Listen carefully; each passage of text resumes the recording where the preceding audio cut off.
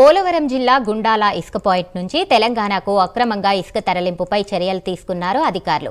Prime 9లో ప్రసారం చేసిన కథనానికి sub collector స్పందించి ప్రత్యేక నిఘా బృందాన్ని ఏర్పాటు చేశారు. ప్రజలకు మేలు చేసేందుకు కూటమి ప్రభుత్వం ప్రయత్నిస్తోందని జనసేన నాయకులు, బీజేపీ నాయకులు తెలిపారు. తెలంగాణలోని హైదరాబాద్, వరంగల్కు ఇసుకను అక్రమంగా తరలిస్తూ కోట్లు గడిస్తున్నారని చెప్పారు. ఇసుక అక్రమ దందాకు పాల్పడుతున్న వారు ఎంతటి వారైనా శిక్షించి తీరుతామని తెలిపారు నాయకులు. ప్రభుత్వం నిర్దేశించినటువంటి ఉచిత ఇసుక విధానం ద్వారా గుండాల గ్రామంలో ఒక టన్ను ఇసుక వచ్చి 183 రూపాయలుగా నిర్ణయించే ప్రభుత్వం పేద ప్రజానికాన్ని అందరికీ కూడా ఈ యొక్క ఫ్రీ ఇసుక విధానాన్ని ప్రారంభించడం జరిగింది.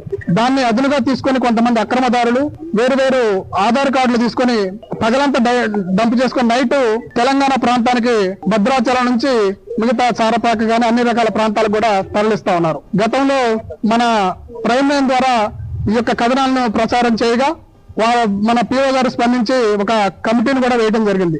కానీ ఆ కమిటీ కూడా ఎక్కడ కూడా పనిచేసినట్టు ఎక్కడ దాఖలాలు లేవు. ఫ్రీ ఇసుక విధానానికి తూట్లు పొడిచే విధంగా ఇసుకని